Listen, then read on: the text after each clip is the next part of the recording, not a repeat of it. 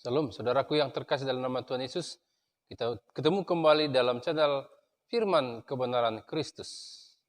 Kristus artinya adalah yang diurapi. Berarti firman itu agar menjadi rema dalam kehidupan setiap orang yang mendengar harus diurapi oleh Roh Kudus. Kristus artinya yang diurapi Roh Kudus. Jadi saudaraku yang terkasih, firman Kristus ini adalah mengajarkan kepada kita agar kita semakin memahami firman Tuhan, semakin mengerti firman Tuhan, karena orang yang mengerti firman Tuhan, dialah yang bisa diharapkan untuk bisa melakukan dan mempraktikkan firman Tuhan. Pada pertemuan kita kali ini, topik yang akan menjadi bahasan kita adalah dengan judul Persaudaraan yang Rukun. Judulnya adalah Persaudaraan yang Rukun. Saudaraku yang terkasih dalam nama Tuhan Yesus, orang-orang yang hidupnya rukun, ya, ada berkat-berkat khusus yang Tuhan percayakan kepada orang itu. Makanya dikatakan dalam firman Tuhan, kejarlah perdamaian, kejarlah perdamaian, kejarlah kerukunan. Dalam keluarga kita perlu rukun, sebab ada berkat-berkat khusus yang Tuhan berikan kepada kita. Kita berangkat dari Mazmur 133 ayat 1 sampai 3. Demikian firman Tuhan. Sungguh alangkah baiknya dan indahnya. Jadi orang yang hidup dalam kerukunan itu hidupnya baik. Ya. Orang tersebut menjadi pribadi yang baik. Ya. Kebaikan-kebaikannya juga dapat dipelajari oleh orang lain, dapat diteladani oleh orang lain. Yang kedua, ya, orang yang hidup rukun itu indah. Indah dalam pengertian apa, saudara-saudaraku yang terkasih? Kalau sesuatu yang indah, pastilah disukai. Ya, sesuatu yang indah itu pasti disukai, saudaraku. Ya, artinya kehidupan orang yang hidup rukun itu disukai oleh Tuhan. Disukai oleh sesama. Disukai oleh banyak orang, saudaraku. Tapi yang terutama adalah Tuhan. Ya. Jadi di sini dijelaskan di ayat 1 ini, sungguh alangkah baiknya dan indahnya apabila saudara-saudara diam bersama dengan rukun. Ya. Jadi ini anjuran firman Tuhan agar kita rukun.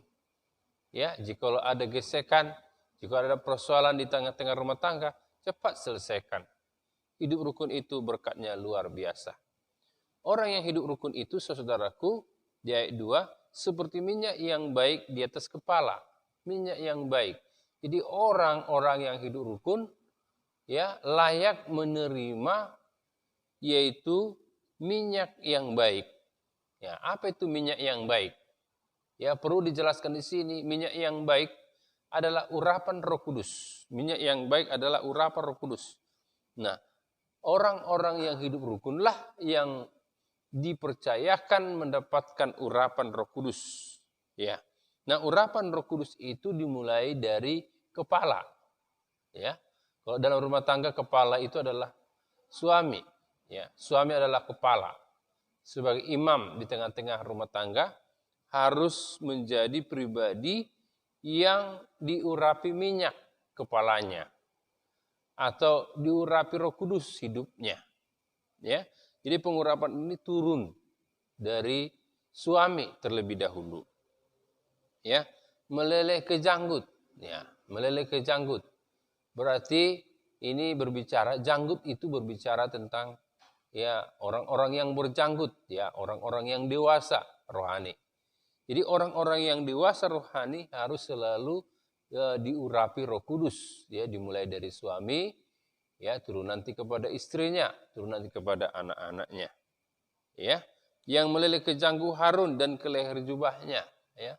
Terus ya dari suami, urapan Roh Kudus itu mengalir kepada istrinya, mengalir kepada anak-anaknya, saudara-saudaraku.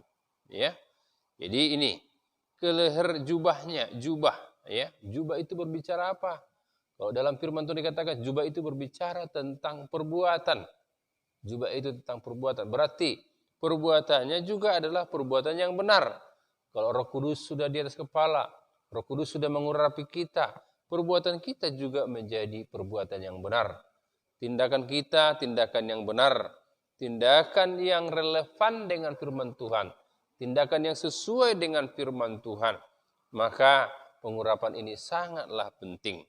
Dan ingat, orang yang rukunlah yang diurapi Roh Kudus. Orang yang hidupnya rukunlah yang diurapi Roh Kudus. Kalau ada perselisihan, kalau ada kesalahpahaman, tidak mungkin diurapi Roh Kudus. Ya, kalau ada kebencian, apalagi dalam rumah tangga. Jadi suami istri harus rukun bersama anak, bersama tetangga. Gereja juga harus rukun. Ya, gereja juga harus rukun. Gereja juga harus mendukung pemerintah. Gereja juga harus memberkati, mendoakan pemerintah agar pemerintah kita menjadi pemerintah yang bijaksana dalam mengambil keputusan-keputusan yang terbaik untuk rakyatnya. Haleluya. Jadi ini tugas kita sebagai orang Kristen. Ya, saudara-saudaraku. Seperti embun dari Gunung Hermon yang turun ke atas gunung-gunung Sion. Artinya berkat Tuhan itu turun dari tempat yang tinggi ke tempat yang rendah. Jadi kita harus mencari yang tinggi. Siapa yang tinggi? Tuhan sendiri. Ya, dialah sumber dari segala berkat, saudaraku. Maka dikatakan firman Tuhan, serahkanlah hidupmu kepada Tuhan dan percaya kepada Dia akan bertindak. Karena kalau kita menyerahkan diri kita kepada yang lebih tinggi dari kita, berkat Tuhan mengalir dari tempat yang di atas, yaitu tempat yang lebih tinggi. Jadi Gunung Hermon itu lebih tinggi dari Gunung Sion. Kalau di Timur Tengah, Gunung Hermon itu di atasnya ada emas, ada juga perak, tapi ada juga di sana embun, ada juga emas abadi, ada juga es abadi di sana. Nah, es abadi inilah yang selalu mencair sedikit demi sedikit, sehingga terjadilah aliran-aliran sungai kecil-kecil, sehingga dari aliran-aliran sungai kecil tadi menjadi besar itulah sungai yang besar. Jadi artinya saudara-saudaraku yang terkasih, jikalau kita datang kepada Yesus akan mengalir sungai-sungai berkat kepada keluarga kita. Makanya datanglah kepada Yesus, maka berkat Tuhan akan turun kepada kita semua dari Gunung Hermon turun ke gunung-gunung Sion, Gunung-gunung Sion, gunung-gunung yang lebih rendah. Itu pribadi-pribadi manusia yang lebih rendah. Artinya kita harus lebih merendahkan hati di kaki Tuhan. Orang yang merendahkan hati di kaki Tuhan, itulah yang mendapat berkat yang istimewa. Berkat yang luar biasa Tuhan berikan kepada kita, saudaraku. Jadi ini, saudaraku yang terkasih dalam nama Tuhan Yesus, sebab kesanalah Tuhan memerintahkan berkat. Jadi kalau kita hidup rukun, berkat Tuhan diperintahkan, diperintahkan Tuhan kepada kita semua, untuk selama-lamanya. Kehidupan untuk selama-lamanya. Ada berkat yang Tuhan perintahkan. Jadi bukan saja hanya berkat yang kita cari yang kita dapat. Kita kerja setiap hari dapat berkat, bukan itu. Jadi kita tidak hanya mengandalkan itu. Kita tidak hanya mengandalkan gaji kita. Kalau misalnya kita PNS, kalau misalnya kita aparatur negara atau karyawan swasta, kita tidak hanya mengandalkan itu. Tetapi ada berkat yang tidak terduga. Berkat mujizat. Nah, berkat tak terduga, berkat mujizat inilah yang disebut dengan berkat yang Tuhan perintahkan. Berkat yang Tuhan perintahkan. Sama seperti Elia ketika di Sungai Krit, ada berkat yang Tuhan perintahkan kepadanya. Sehingga dia bisa makan di sana. Walaupun terjadi kekeringan, dia bisa makan daging. Dia bisa hidup di sana. Dan juga bangsa Israel, ada berkat yang Tuhan perintahkan juga selama 40 tahun ada di padang gurun. Mereka bisa makan.